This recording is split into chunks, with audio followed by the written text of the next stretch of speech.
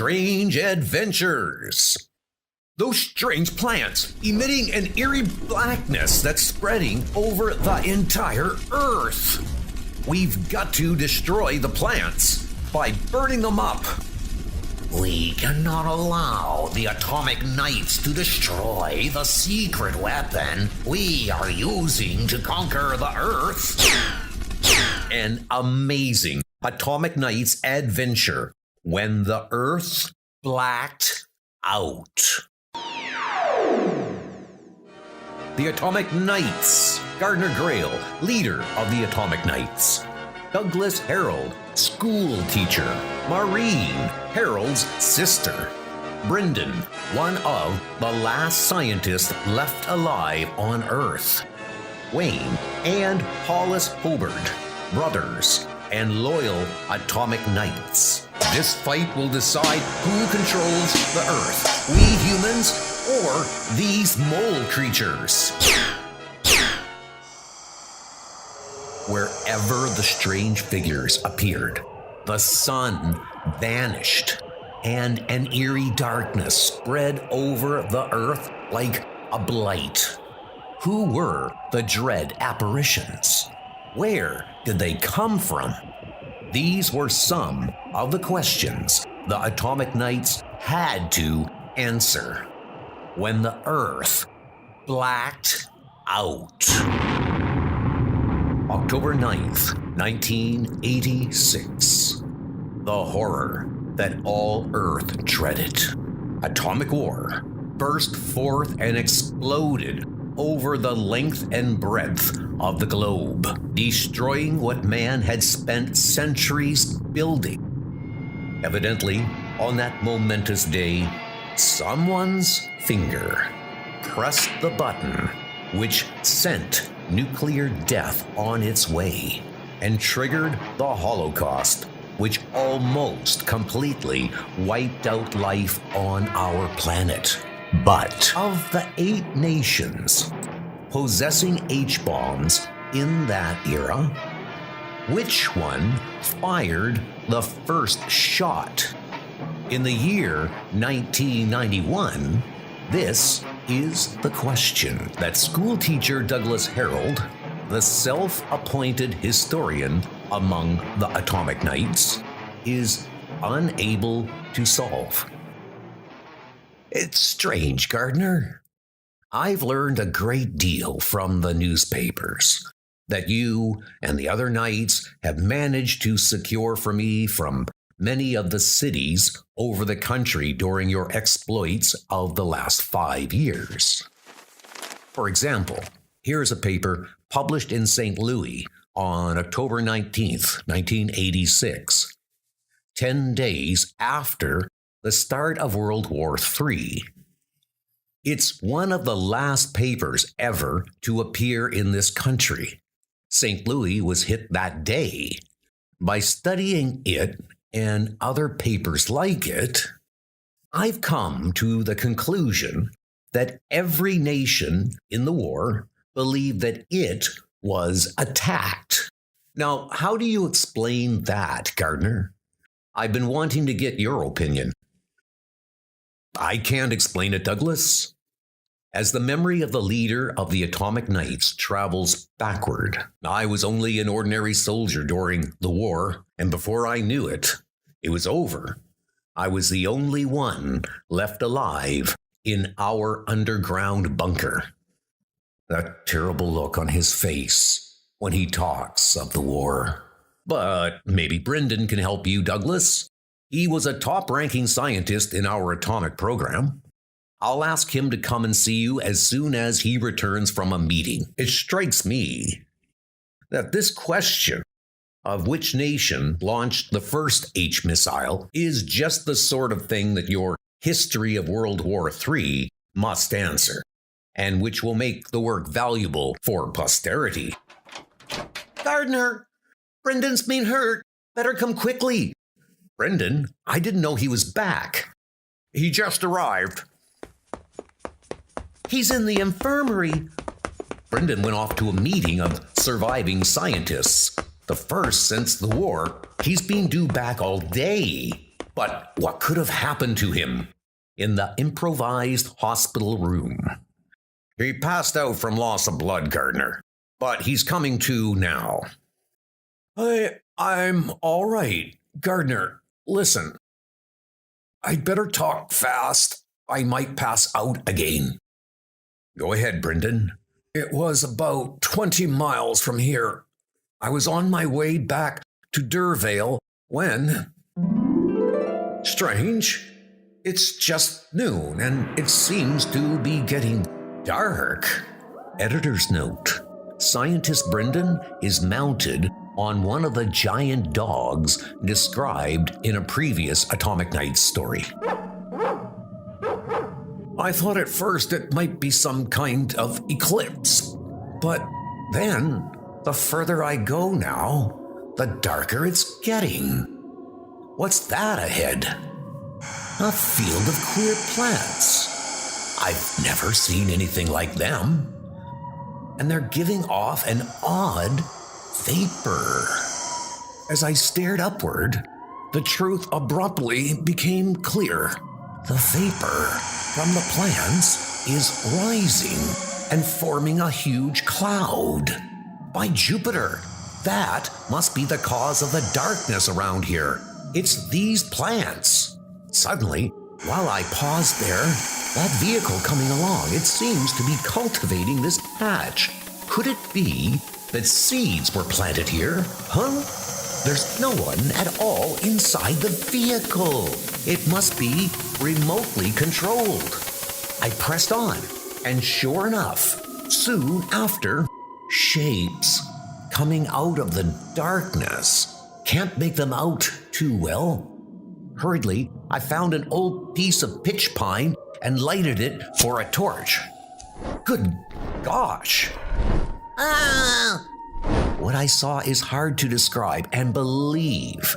The creature seemed vaguely human, but more like moles. Their eyes were mere slits, and they seemed to flinch from the light cast on them.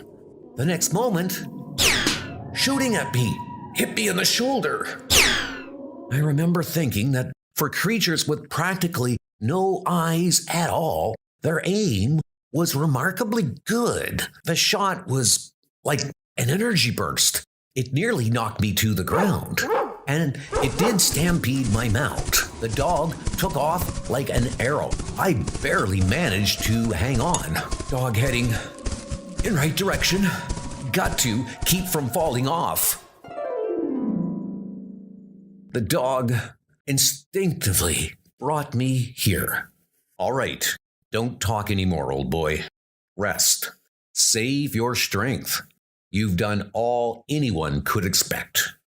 Well, Gardner, we're going to find out what those mole creatures are up to. Everyone put on full armor. It should protect us from their energy bursts. Leaving Marine behind to care for Brendan, the remaining quartet of knights prepares for grim action. We'll ride double. The dogs can carry us. Let's go. Sometime later. Look, the darkness is spreading, moving close to Durvale now. And those strange shrubs giving off vapor. They seem to be springing up everywhere. What will we do, Gardner? The creatures may be in there waiting to ambush us in the darkness. Yeah, very likely, Hollis. But I have an idea. Using matches from a precious hoard, the leader of the knights lights an improvised torch. Editor's note. No articles like matches have been made since the war ended 5 years ago. Only those preserved still exist. Let's see if these queer shrubs will burn. If they do, it's a way of getting rid of them and giving us light at the same time. Terrific! They burn all right, Gardner. Shh! You hear something? The next moment, the mole creatures. They blasted the shrub, doused the fire. Let's go get them.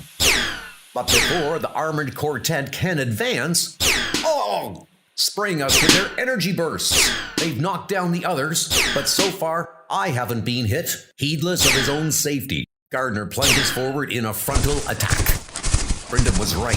They don't look like they can see anything, especially in this darkness. So how can they aim right at us? Oh, it's like getting hit with a pile driver. But the radiation doesn't penetrate our armor.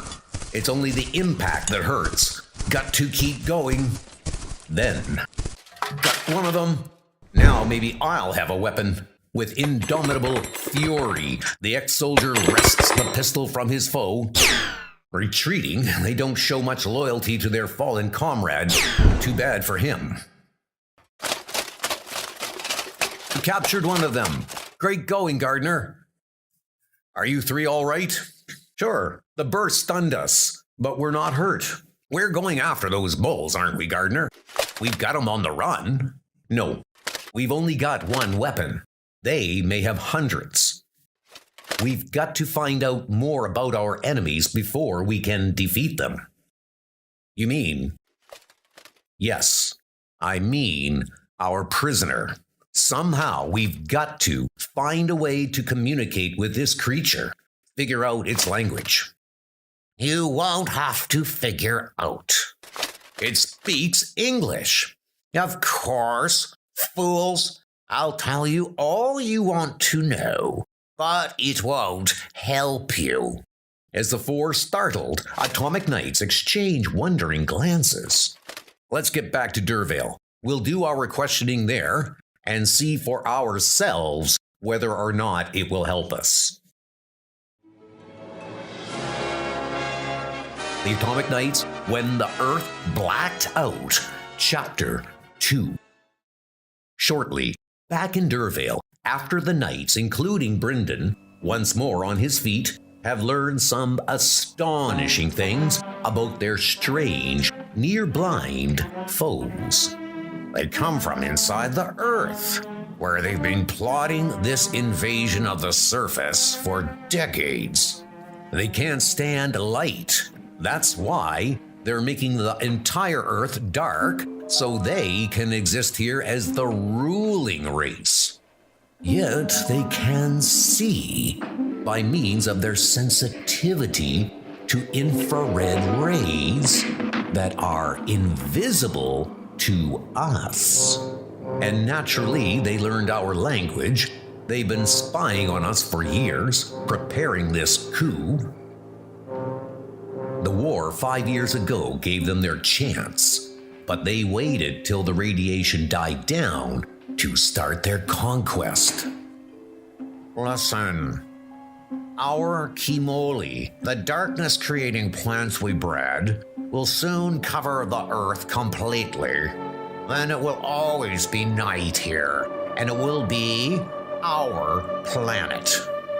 He sounds pretty confident. Maybe he has a right to be, Hollis.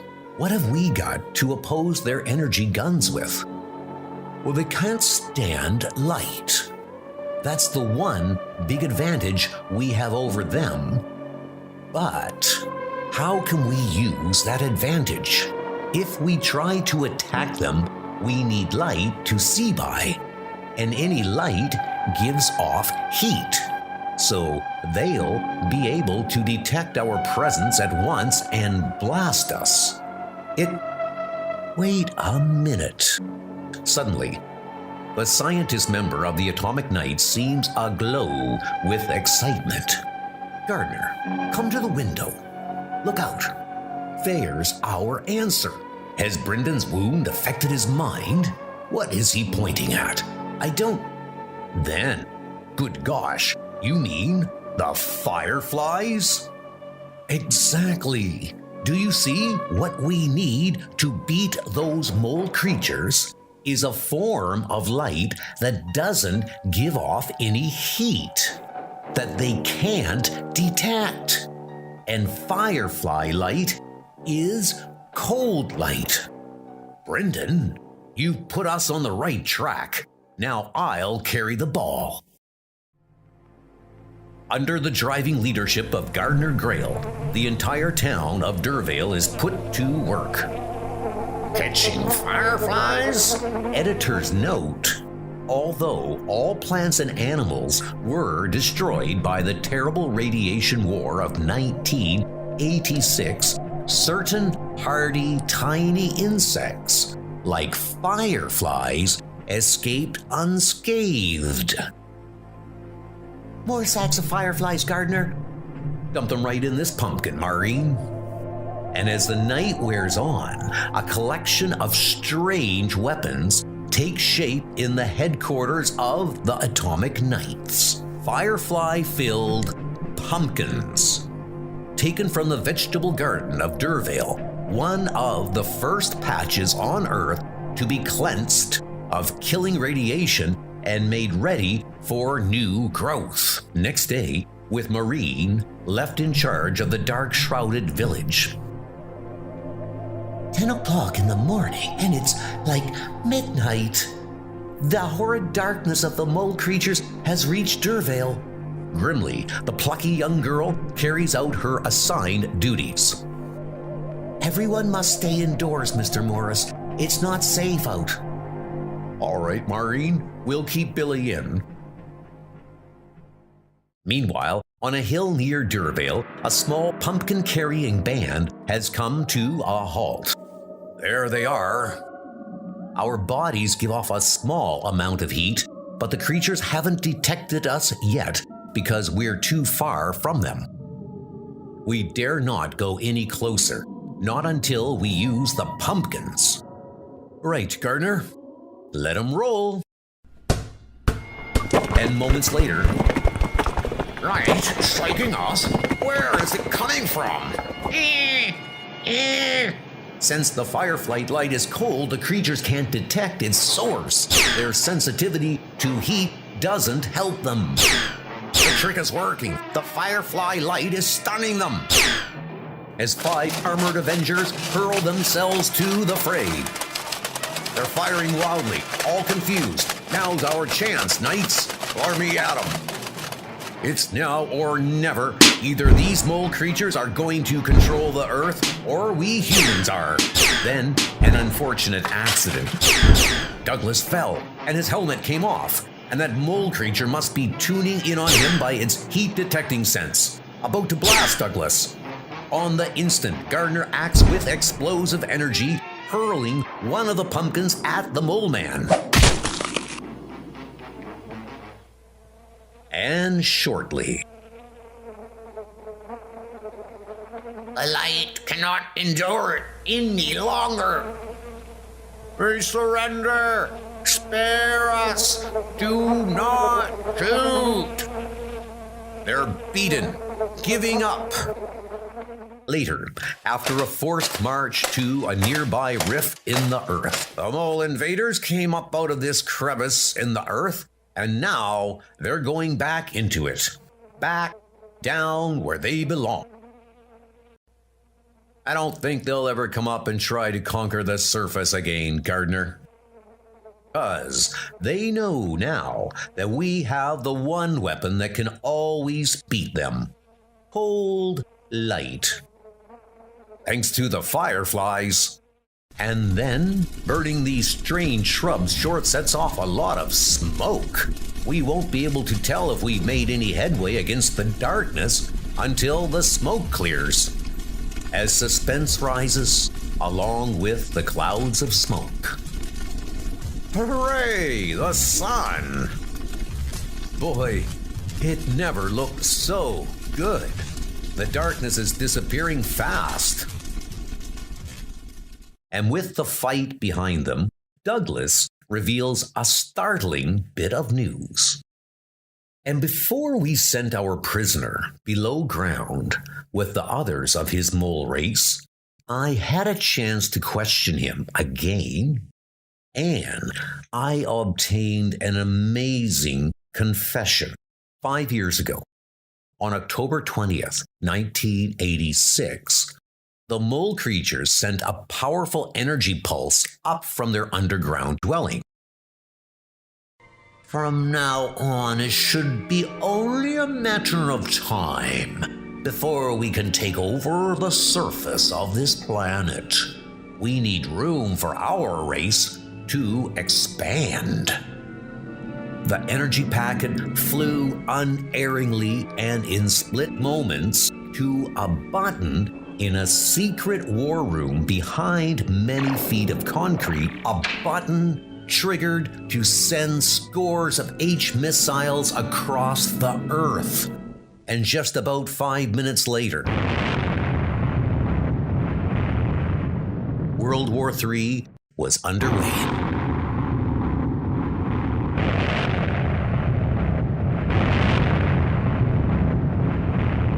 Then it was the mole creatures who started World War III, and not any one of the nations on Earth?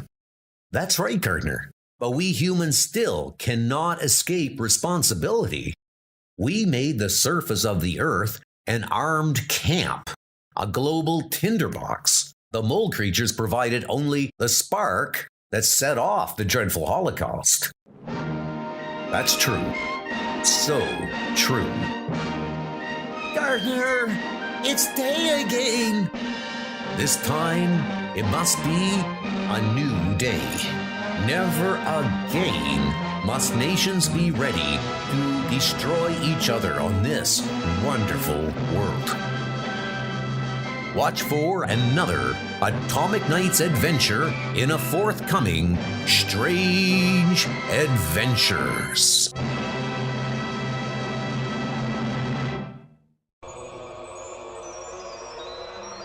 Only a young Earth boy could see what was really happening on the planet Koran. And unless he could convince the people of that planet that they mustn't believe what their eyes were seeing, they would suffer a terrible fate. The Imaginary Dunes. Unless I can prove to these people of Koram that this fireball doom is purely imaginary, they'll really be doomed. Anxiety and desperation twist the faces of the people of the planet Koram as they stare at a complicated relay system of lights. Somewhere in the galaxy, we'll find the one we need, some great hero who can save us and our planet. Our greatest scientists are helpless against the terrible dooms which have already destroyed our power source and the city on Koram where we lived. Is there any hope, Eritreon? The glowing light shows that my prober has contacted the mind of a heroic champion somewhere in space. But since the other lights do not glow, it means he's not quite the one we want. Since we have energy only for one shot, because our energy plant's being destroyed, and we have only my auxiliary engine, we've got to be sure. Suddenly, Eritreon cries out, "Look here, all the lights are aglow." It means that we have found someone who wields mighty weapons, who has saved his own and other worlds from awesome enemies and great cosmic disasters.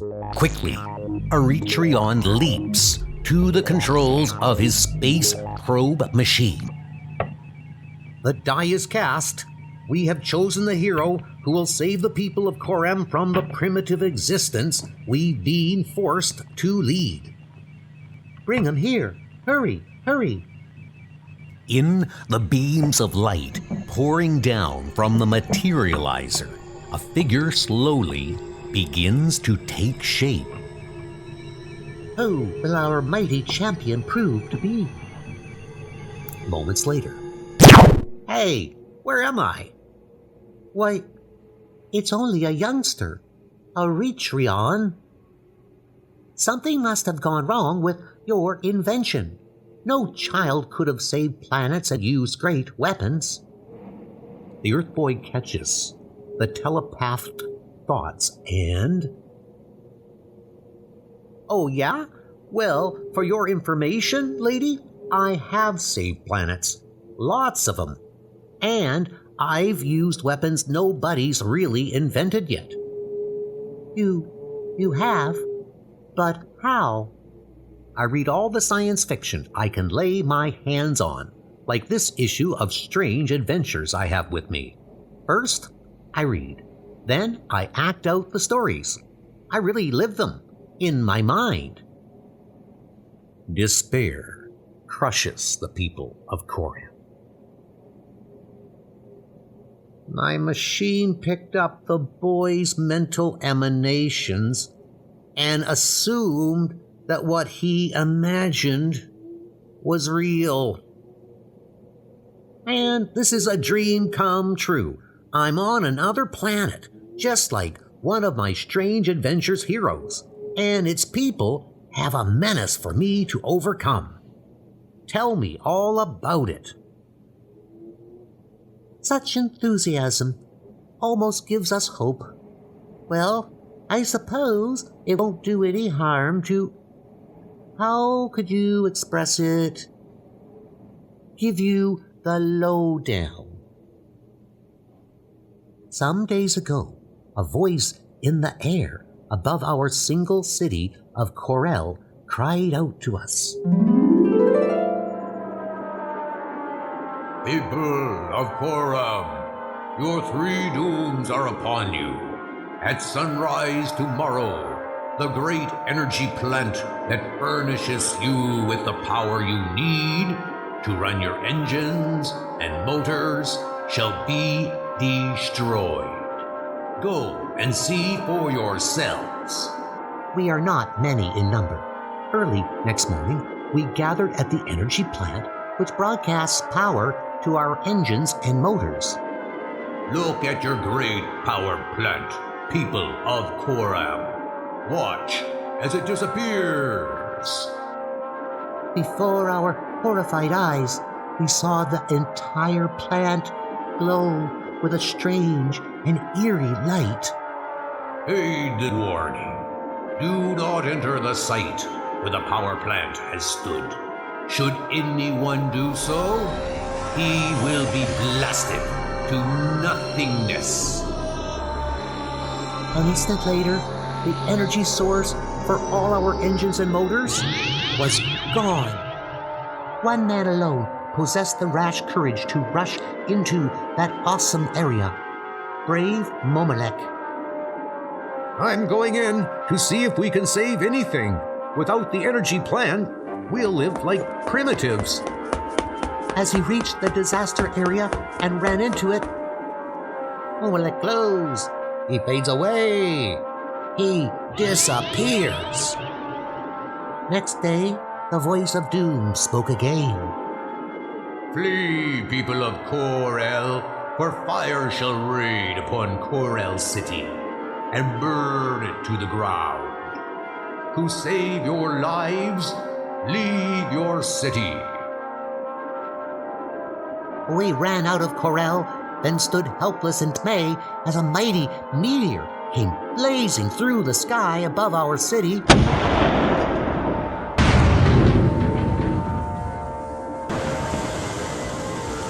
High in the air, the meteor shattered, showering our homes with burning fireballs. Our city, gone. We'll have to live out in the open now.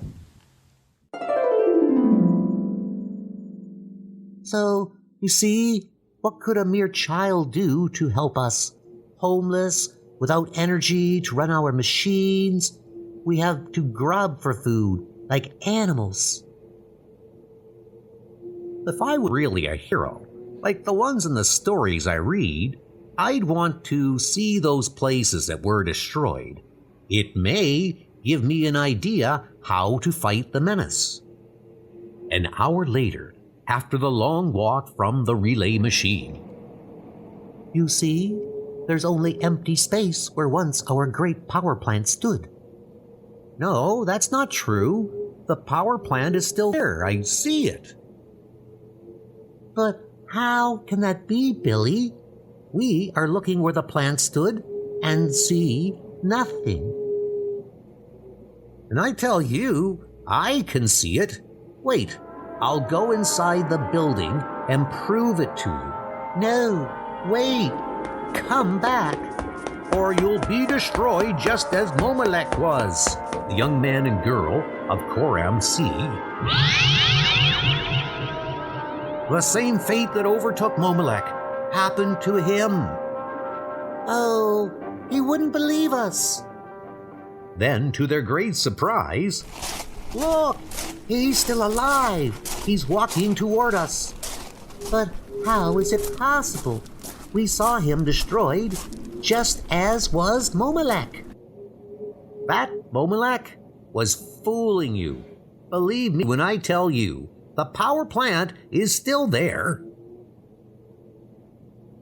Well, if Momelek didn't really disappear, then he must have put a mental spell over us. Billy, go back inside and turn on the power while we concentrate hard and see if we can see the power plant too. Bending their great mental powers to the task, Kia and Eretrion soon managed to bring into view the vague outline of the power plant. I see it. Momelek must be the one who's doing this to us for some mysterious reason of his own. We'll tell everyone on Koram about Billy's discovery. Momelek is responsible for our imaginary dooms. Young Billy Andrews has other ideas, however. After shutting off the power so as not to alert Momelek, you better not tell anybody anything if you want to catch Momelek. If you broadcast this news, you'll alarm him, and he may try to do away with me. I'm the only one on your world who can see and find him. My Earth mind wasn't affected by the mental suggestion which caused you to see what never happened, since Momelek told you all to watch his dooms. I think he needed your combined mind power to accomplish his trick. Momelek planted his idea on you vocally. Maybe he has a gimmick which, together with the mind power of the people watching, makes them see whatever he suggests. On my world, Hindu fakers use this same mass hallucination to work the Indian trick. When the trio comes to the city of Corel, sure enough, I see the city very clearly. Listen, and I'll describe it to you. As he finishes, another voice speaks. People of Koram, the final doom will occur today at sunset. Your water reservoir will be completely drained of water. Without water, you must dig wells or perish. Oh, we have so few hand tools to dig wells. Don't be discouraged, friends. We know the guilty man. You people can't see him, but I can. Momelek only pretended to be destroyed so he could go inside the power plant, which you couldn't see, to turn off its power. Telepath Billy a picture of Momelek or Eretrion, so he'll know him when he sees him. Soon, the people of Koram are gathered around their mighty reservoir. Look, here comes the third doom. A heat beam to evaporate all the water from the reservoir. Momelek's gadget doesn't work on my Earth brain because it's tuned to the alien minds of the people of Koram. I can see him, but they can't. Now, if I can only find him. The heat beam touches the water, turns it to steam, causes it to disappear as a moan rises from the people. We are doomed! Suddenly, the Earth lad sees Momelek working the gadget that causes the combined brain power of the people to see the hallucination he wants them to. Billy leaps forward, grabs Momolek. Huh? What? Quickly, Kia, Aritreon, tell everybody to concentrate with all their might. It's the only way you can get them to see Momolek. As Billy shouts, Aritreon broadcasts the truth to his people. Concentrate. Tell your minds Momolek, the traitor, is in our midst, and you'll see him. Moments race by. Hurry! Momolek's too strong for me. I can't hold him any longer. Then, seconds before Momolek can recover his hallucinator, I see him. We see him too. We'll help you. When Momolek is captured, he explains. I hoped by reducing you all to a primitive existence that I alone would live in Corel City and use the power from the energy plant and drink the water from the reservoir. I would be all-powerful. I would be the complete master of Coram, and I would have been too if it hadn't been for the Earth Boy. You are a hero, Billy. Great hero. Gosh, just like the heroes in the stories I read. I'm rewarded with a kiss from a beautiful girl. But when Billy has been returned to Earth and tells his young friends about his strange adventure. Nah, you read that story in some comic and only imagined you were the hero. Yeah, it's just another example of that vivid imagination of yours, Billy. It's a lucky thing for Coram and its people I do have a vivid imagination, or I'd never have been singled out to save them from the imaginary dudes. The end.